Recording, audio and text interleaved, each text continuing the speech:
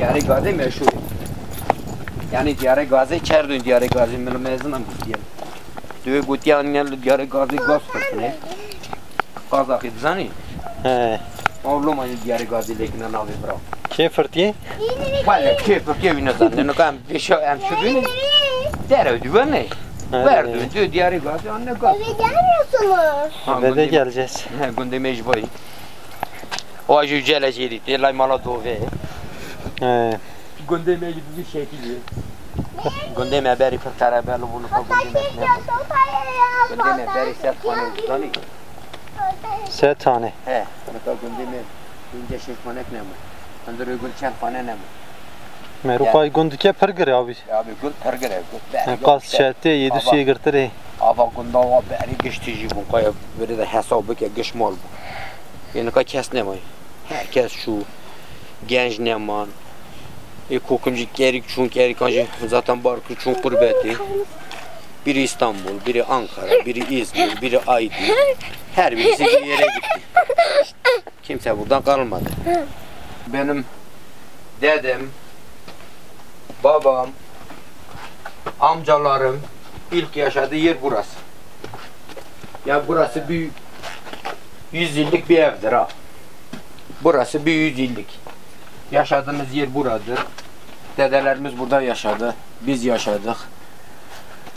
Amcalarım yaşadı. Daha bizden sonra da kimse burada yaşayamaz. Da artık yaşamak duruma gelmiş. Bizim evler bura kardeş. Evleri gördüm. De ki biz bir yeri yapmışız yapmamışız. Tamamıyla onlar nasıl yapmışsa aynı. Daha önceki olan deprem 2020'deki olan deprem buradaydık. Bir sene gene kaldık. Bu yazın burada deprem olduğu zamanı bu tamamıyla çatladı. Evlerin durumu belli, hali belli. Biz de bu evlerden artık çıkmak zorunda kaldık. Evlerimiz budur. Yani kendi evimiz bu. Yani babamda kalan ev burası. Depremde de buralar hep çatladı. Bak. Odun vermişsin. Tabii canım. Biz de artık burada yaşamadık. Biz buralarda yaşadık. Hala da yaşamaya devam ediyoruz.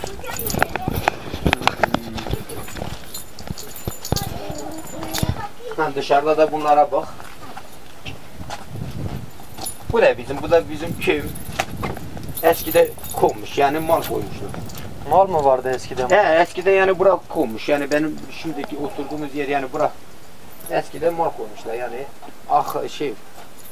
kum olarak kullanmışlar. Küçük hayvanları koymuşlar. Ha bu da benim İsmail amcamın evleridir. Burada da Halil amcam yaşadı.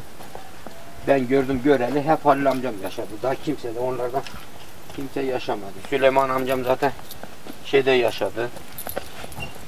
Bu Kaşıklı köyde Gömükhan mezrası var. O orada yaşadı. Sıtan amcam gene orada yaşadı. Halil amcam da hep burada yaşadı. Daha o sonra gittikten sonra da burası öyle. Abim bir ara burada kaldı. Şimdi hep yıkılmış görüyor musun? Bakamadı mı yıkılır değil mi? Öyle abi. He. Fotoğraf kimin burada? O da dolap işte. Dolap. O da öyle bir dolap yapmışlar, içine eşya koymuşlar, işte teyp koymuşlar, radyo koymuşlar. Eskide öyle yapıyordular, çok kıymetliydi. Teyp, radyo çok kıymetliydi, şimdi gibi değil. Eskide bir tane radyo olsaydı, bir tane teyp olsaydı, elektrik yoktu. Herkes diyordu ya bizim işte her filan kesin radyosu var, elektriği var. Teypli radyonu var, gidelim onlarda işte müzik dinleyek. Hatta benim abimin bir tane küçük teybi vardı, o da bilmiyorum. Geçen sene de vardı, şimdi yok. Abim koluna atıyordu gençti. Haydar amca. Pille çalışıyordu. Kasetler vardı, kasetleri koyuyordu, dinliyordular. Tabii pilde dayanmıyordu, pil dayanır mı? Ya 1 saattir ya 2 saattir. Ha bu da benim İsmail amcamın evleri. İsmail Böke. İsmail Böke çok isim saydın. Düzgün abi kaç kişi vardı burada ya? Ya işte bunlar İsmail Böken'in evleri, o Hüseyin Böken'in evleri, o diğer de Memiş amcamın eviydi. İşte onlar ayrıldıktan sonra işte bu evler yapıldı. Yani mesela ev ayrılmış bu ne zani? Yani kamala geldi bir bismal var ne? Beri çem mal bu ne? Beri de mal bu ne? Penç mal bu ne? Yani kay domukanj beri mala İsmail'i domuyordu gotun mala na esas em domukanj de mala xani David apira me xan bir de mala xani aslında. Önce domukan. Em domuki ne mer mala David apira me xan bir got ne mala xani. İşte verici babam yaşamıştı. O abimin memiş veri yaşamıştı. Evan abimin dinleyici abimin Hüseyin'i abimin Hasan evcileşini yaşamış bunu.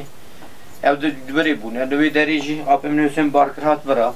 Zaman kilo vara. Ma vara üçün Erzingani. Emal abimin Hasan veri üçün Elazığ. Zaman ki abimin İbrahim vara o.